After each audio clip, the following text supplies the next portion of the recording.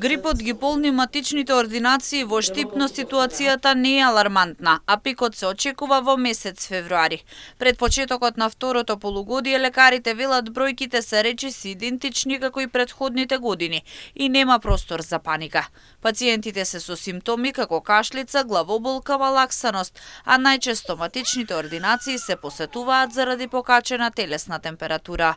Стоматологијата е типична за грип, меѓутоа за респираторни заболувања. Изненада високи температури што може да бидат до 39 и повеќе. Можеби и тоа е алармот што ги полни нашите ординации. Малаксаност, општа слабост, намален апетит, гадење, главоболка.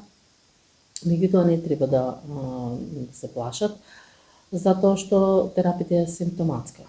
Грипот не се лекува со антибиотик, него со мирување, со течности, лекови што ја намалуваат температурата и болката во тело и секако изолација, односно да не се групираат. Не може да се направи строга граница меѓу возраста на пациентите кои бараат лекарска помош, вели Митрова, бидејќи од грип се заболуваат и повозрасните и децата. Но најважно е да се следат препораките на матичните лекари со цел побрзо да поминат симптомите кои се јавуваат од грипот и горно-респираторни болести. Препораките остануваат исти, значи да се минат раци, да се проветруваат просториите, оние кои што веќе почнуваат да манифестираат, да чувствуваат некои симптоми, да останат дома 7 дена, затоа што толку траат симптомите. Меѓутоа, општата слабост, малаксаност и кашлицата можат да траат и подолго, некаде до 3 недели.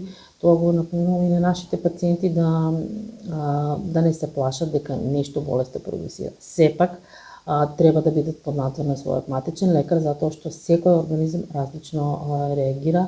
Овде би ги ставиле и возрастните луѓе кои што веќе имаат некои коморбидитети. Нешто за среќа можам да кажам дека голем број од пациентите кои што гравитираат во нашата амбуланта веќе се вакцинирале за сезонски грип. Зголемување на бројот на заболени со грип има и на ниво на цела држава, според информациите на Институтот за јавно здравје, ама ситуацијата се уште се држи под контрола.